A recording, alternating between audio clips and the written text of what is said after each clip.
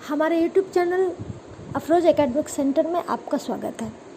आपने थंबनेल में पढ़ा होगा कि क्या नोट छापकर गरीबी को दूर किया जा सकता है या फिर महंगाई बढ़ाने का असल जिम्मेदार कौन है।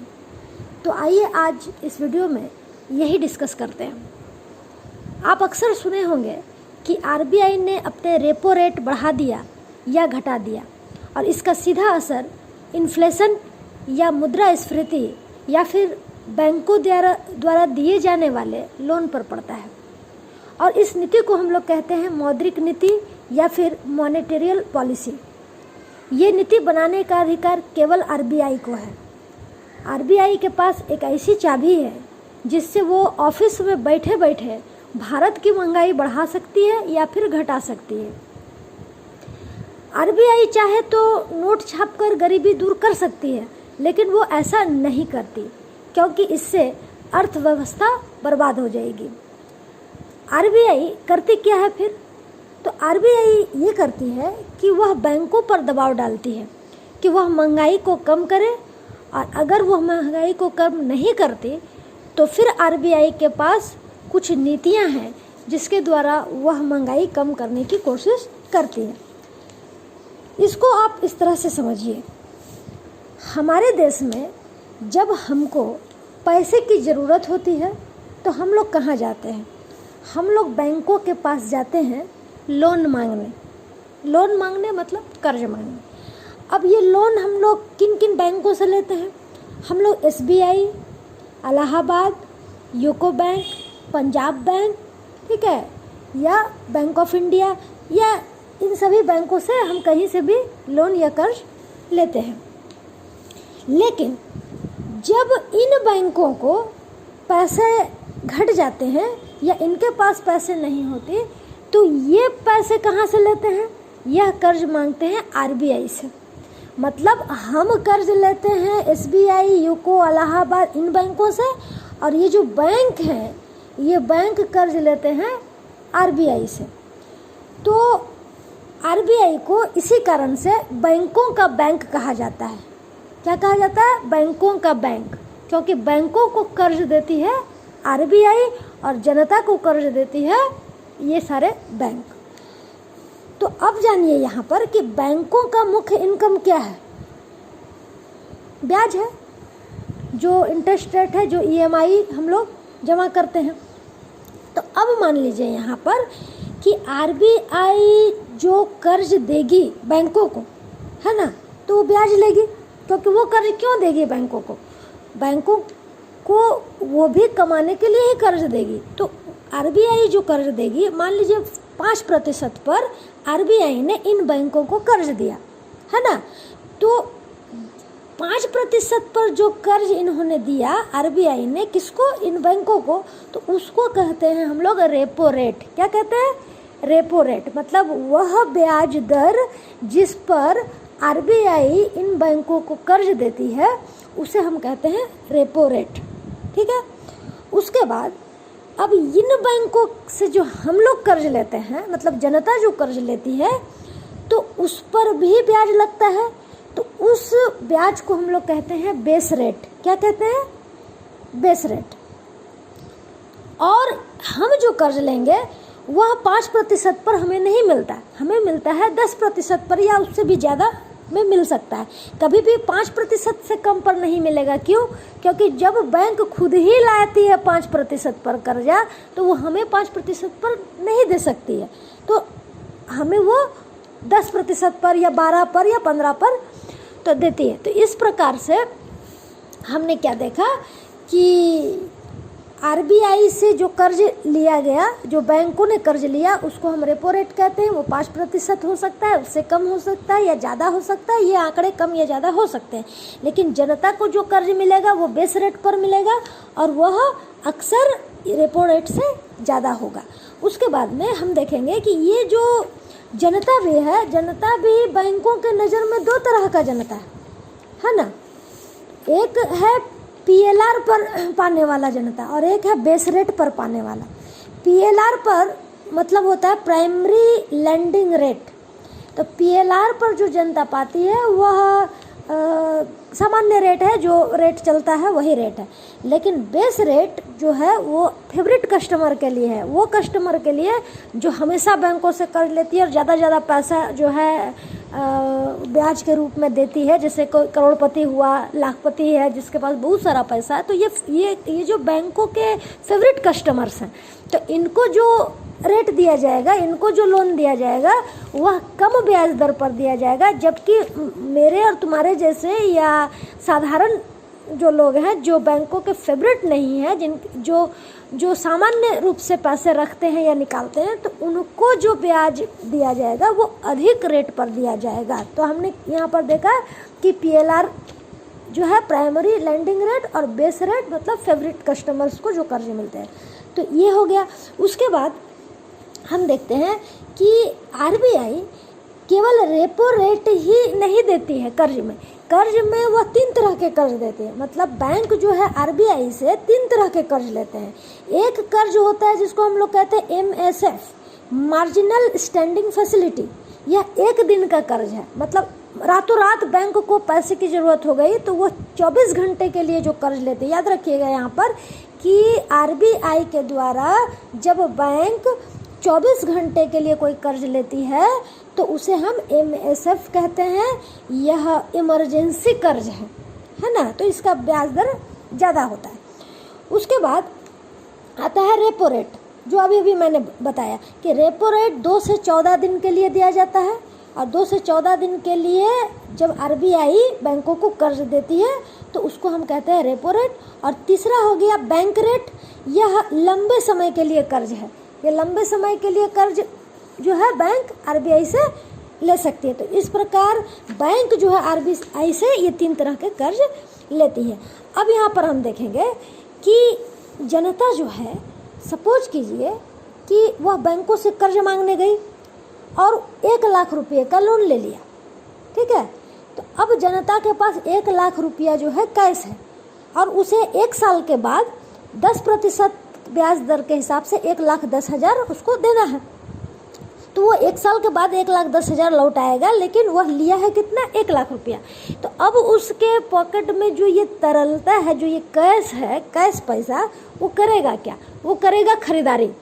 और ख़रीदारी वो क्या करेगा, इसमें कोई दर मुलाई नहीं करेगा क्योंकि उसके पास पैसा है और पैसा बोलता है। तो ये चले जाएंगे सब मॉल में। आप जानते हैं बड़े बड़े दुकानों में जाते हैं मॉल में, वहाँ क्या करते हैं, ये लोग दर मुलाई नहीं करते हैं। ये बस ये लोग उठाए और लिए, खरीदे और बस बिलिंग करवा दिए, क्योंकि पैसा है पॉकेट में, कैश है, तो कैश तो खर्च होनी चाहिए। अब वहाँ पर वो लोग दर मुलाई करते नहीं हैं। तो अक्सर आप देखिएगा इन्हीं कारणों से मॉल में जो सामान मिलते हैं, है ना, वहाँ पे दर मुलाई नहीं होता है, वहाँ पे महंगाई ज़्यादा होता है, महंगा सामान मिलता है। जो सामान हम साधारण बाज़ार में कम पैसे में ख़रीदते हैं, वो अगर मॉल वगैरह में खरीदते हैं तो वो ज़्यादा रेट में, क्योंकि वहाँ वैसे ही कस्टमर्स जाते हैं जिनके पॉकेट में पैसा भरा रहता है, चाहे वो कर्ज के नाम पर ले, चाहे EMI में खरीद लें। आप देखिए ना, बोलता है मोबाइल ले जाइए, गाड़ी ले जाइए, स्कूटर ले जाइए और तमाम चीज़ ले जाइए, सब EMI दीजिए। 10,000 का सामान लीजिए और आप 15,000 दीजिए, तो बैंकों की तो वो कमाई है, वो तो उसी के जरिए वो कमाता है। लेकिन इससे जो है साधारण जनता क्या है, अब देखिए जिनके पास लोन लेने और लोन को पे करने की क्षमता है वो तो ले लिए और फिर उसको दे दिए। लेकिन ऐसे में जब जो बेचने वाले हैं, जो सेलर्स हैं, उनको लगता है लोगों के पास बहुत पैसा आ गया है पॉकेट में, तो बिना दर मलाई करे हुए खरीद रहा है, तो लगता है तो कि जो सामान उसको 100 रुपया में बेचना है उसको वो कर देता है 200 रुपया, क्योंकि अगले आदमी के पास पैसा है तो वो तो 200 पर भी उस सामान को खरीद रहा है ना। तो क्या हो रहा है कि अब 200 रुपया पर भी खरीदा जा रहा है वही सामान जिसको 100 रुपया में बेचकर भी वो लाभ कमा सकता था। लेकिन अब वो जानता है कि कस्टमर के पास पैसा ज़्यादा है और वो खरीद भी लेगा, तो वो सामान बढ़ा देता है, तो यहाँ पर महंगाई बढ़ जाती है। अब इससे क्या होता है, इससे वो जनता परेशान हो जाते हैं जिनके पास पैसे नहीं हैं, जो लोन लेकर नहीं खरीद सकते हैं, है ना। तो वो क्या करते हैं, वो सरकार को गाली देते हैं, सरकार को बकते हैं, सरकार को जिम्मेदार ठहराते हैं कि भाई आपके राज्य में ये हो रहा है, आपके राज्य में महंगाई बढ़ रही है। तो ये जो सरकार जो है जब इतना सुन लेती है तो ये जो है किसको भला बुरा कहते हैं, ये आरबीआई को बोलती है कि तुमको बोल रहा हूँ कि कंट्रोल करो महंगाई, कंट्रोल। तो तब आरबीआई जो है एक चाबी घुमाता है जिसको बोलते हैं रेपो रेट की चाबी। तो रेपो रेट की चाबी में रेट को वो बढ़ा, यानी कि तुमको हम 5% पर दिए बैंकों को कर्ज, तो वो लोगों को बांट बांट कर जो है तरलता और कैश को बढ़ा दिया है मार्केट में, और कैश बढ़ गया है तो लोगों का डिमांड बढ़ने लगा है, तो महंगाई बढ़ गया है। तो तुमको अब देंगे हम 40% पर। तो जैसे ही 5% से रेपो रेट 40% हो गया, तो बैंक 40% ब्याज पर ले रहा है, तो जनता जब मांगने जाएगी उसको तो 10% पर देगी। तब 40% पर वो खुद ही मांग के लाया है, तो वो आपको 50% पर देगी। तो जब 50% लोन का ब्याज हो जाएगा, तो अब बताइए कौन जनता जाएगा लोन लेने। तो जो ये आदत लगी हुई थी लोन ले के सामान खरीदने का और महंगाई बढ़ाने का, तो अब लोग कंट्रोल हो जाएंगे कि ना बाबा अब मॉल से नहीं खरीदेंगे सामान, अब ठीक दर मोलाई करके फेरी वाला से खरीदेंगे या मार्केट से खरीदेंगे, क्योंकि अब उनके पास तो पैसा होगा नहीं। अब लोन कैसे लेंगे वो? अब वो 1 लाख रुपया लोन लेंगे तो जहाँ 1,10,000 उसको देना था वापस, अब उनको 1.5 लाख रुपया वापस करना पड़ रहा है। तो कोई भी जनता जो है कर्ज ले करके ये काम नहीं करेगी।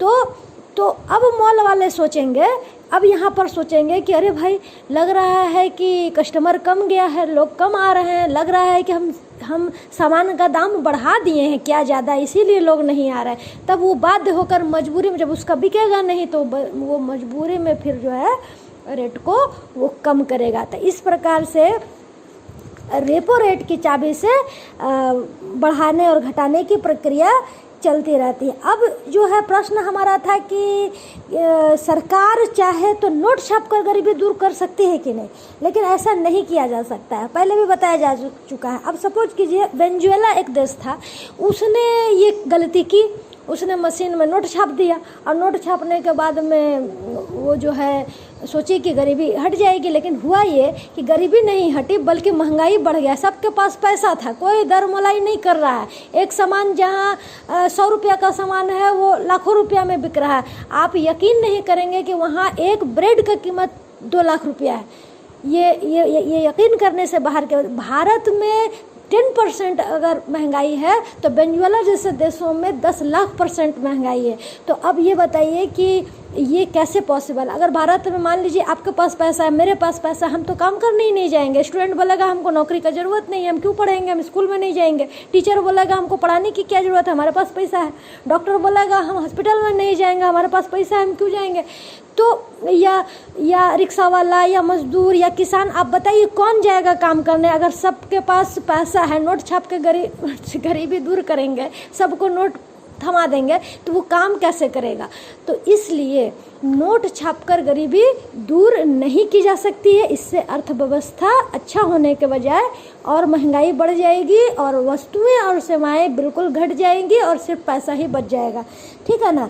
तो ये एक बात तो समझ में आ गया कि ये पॉसिबल नहीं है। अब हम देखेंगे कि किस प्रकार से ये आंकड़े जो है, यहाँ पर जो आंकड़ा दिखाया गया है कि मॉनिटरी सिस्टम जो है आरबीआई का जो मौद्रिक नीति है उसमें वह किस तरह से कान मरोड़ कर बैंकों से जो है महंगाई को कभी आवश्यकता अनुसार घटाती है, कभी बढ़ाती है। देखिए जब यहाँ पर आप देख पा रहे हैं कि आरबीआई क्या करता है, जब इंटरेस्ट को बढ़ा देता है, ये देखिए एरो में दिखाया जा रहा है। जब ऊपर इंटरेस्ट मतलब यहाँ पर इंटरेस्ट मतलब हो गया ब्याज दर देखिए ऊपर की तरफ जब जाएगा, जैसे ही इंटरेस्ट बढ़ा किसका, आरबीआई का, आरबीआई ने जहाँ बढ़ा दिया इंटरेस्ट तो क्या घट जाएगा, बैंक जो है, अब तुम जाओगे मांगने लोन तो बैंक जब ज़्यादा इंटरेस्ट पर देगी तो आप लोन लेना बंद कर दोगे, कम कर दोगे, तो घट जाएगा लोन। जैसे ही लोन घट गया तो लोगों के पास कैश घट जाएगा, उसके पास पैसे नहीं रहेंगे कैश, और कैश जब घट जाएगा तो बाज़ार में जाएगा तो डिमांड करेगा, मांग होगा। अगर हमारे पास पैसा नहीं रहेगा तो हम खरीदेंगे कोई सामान, तो डिमांड कम जाएगा, और जैसे ही डिमांड किसी चीज़ का कमा तो मूल्य कम जाएगा। बताओ अगर हम जो है हमारे पास बहुत पैसा था, जिस वक्त नोट था पॉकेट में, तो हम लोग हर सामान को खरीद लेते थे, बिना दर मोलाइए का खरीद लेते थे, तो मांग तो बढ़ता चला जा रहा था। तो जैसे मांग बढ़ता है चीज़ों का, बहुत ज़्यादा बिकने लगता है, तो ऑटोमेटिक उसका दाम बढ़ा दिया जाता है। तो यहाँ क्या हो रहा है, जब कैश घटा तो डिमांड घट गया, और जब वस्तु कोई मांग ही नहीं रहा है तो उसका मूल्य, उसका प्राइस घट जाएगा, और प्राइस जब घट जाएगा तो इसी को हम बोलेंगे महंगाई घट गई, इन्फ्लेशन हो जाएगा, महंगाई घट जाएगी। मतलब एक चाबी घुमाया ये आरबीआई, ये इसने क्या किया, रेपो रेट को बढ़ा दिया, ठीक है ना। रेपो रेट जैसे ही बढ़ा दिया तो बैंक को खुद ही मिल रहा है ज़्यादा ब्याज पर, तो वो जनता को देगा कम ब्याज पर, और वो भी देगा जब ज़्यादा ब्याज पर तो जनता नहीं लेगा तो लोन कमेगा, लोन जब कमेगा तो कैश नहीं होगा, पॉकेट में कैश पैसा नहीं रहेगा। यानी सब प्रॉब्लम जो है कैश का जड़ है। जब कैश रहता है ना तो आदमी बहुत कूदता है। अभी हमारे पॉकेट में अगर 500 रुपया आ जाएगा तो बहुत बड़ा चीज़ है, और 5 रुपया रहेगा तो बड़ी सोच समझ के खर्च करेंगे हम लोग। तो यहाँ पर सबसे बड़ा जो प्रॉब्लम है, ये जो कैश पैसा है, यही महंगाई को बढ़ाता है और महंगाई को घटाता है।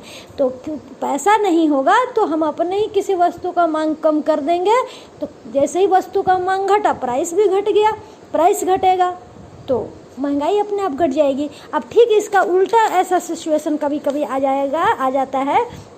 आप बोलोगे कि अच्छा मैडम अभी तो कोरोना काल चल रहा है, तो कोरोना काल के बाद तो वस्तुएं और सेवाएं जो है महंगी हो जाएंगी, सभी को अंदाज़ा लग रहा है कि महंगी हो जाएंगी। तो महंगी क्यों हो जाएगी? महंगी इसलिए हो जाएगी कि अभी जो है सरकार ने आरबीआई को कह दिया है कि अब इस परिस्थिति में अब लोगों के पास काम नहीं है, धंधा नहीं है, कुछ नहीं है, सबका काम धंधा सब बंद हो गया है, बिजनेस करेगा। तो आप क्या करो, आप इंटरेस्ट जो है घटा दो ताकि लोग लोन ले सकें और अपना बिजनेस फिर से शुरू कर सकें। तो जैसे ही आरबीआई इंटरेस्ट रेट को घटा देगी, है ना, तो घटा देगी जैसे ही इंटरेस्ट, तो बैंक तो बुला के देने लगेगा जनता को, भैया कम रेट पर आओ और लेके जाओ। अब जैसे ही ऐसा होगा तो लोग जो हैं लोन लेने के लिए उमड़ पड़ेंगे, लोन ले के काम फिर करना शुरू करेंगे। तो फिर लोन जब बढ़ेगा तो फिर कैश बढ़ेगा, है ना, लोन बढ़ जाएगा, लोन लेने की मात्रा बढ़ जाएगी तो कैश बढ़ जाएगा। अब कैश बढ़ जाएगा तो फिर डिमांड बढ़ेगा, है ना, फिर मांगे बढ़ने लगेगी, और जब मांगे बढ़ेंगी तो फिर मूल्य बढ़ेगा, फिर मूल्य बढ़ेगा तो महंगाई बढ़ेगा। यानी कि चाबी बस इतना ही सा है, ये सब आरबीआई करता है। अगर आरबीआई चाहे तो रातों रात महंगाई को बढ़ा दे और घटा दे, सिर्फ इस कैश के ऊपर ही आपको शिकंजा कसना होता है, और जनता अपने आप। इसलिए महंगाई बढ़ाने का जिम्मेदार और कोई नहीं है, महंगाई बढ़ाने का जिम्मेदार वो कैश पैसा है जो समाज में। इसीलिए आप सुने होंगे कि ये जो मोदी गवर्नमेंट जब से आई है, केंद्र सरकार ने कैशलेस मनी का बात कहा है। कैश नहीं होना चाहिए पॉकेट में, ज़्यादा कैश पॉकेट में लेकर चलोगे ना तो महंगाई बढ़ते रहेगा, क्योंकि आपके पास पैसा है तो आप हर चीज़ को खरीदोगे बिना में। तो इस प्रकार से आपको उम्मीद है समझ में आ गया कि एक्चुअल में महंगाई कौन बढ़ाता है, कैश। और कैश को कंट्रोल कौन कर सकता है, आरबीआई अपनी मौद्रिक नीतियों से। और किस तरह की मौद्रिक नीति को वो अपनाता है, वो एमएसएफ करता है, रेपो रेट करता है, बैंक रेट करता है।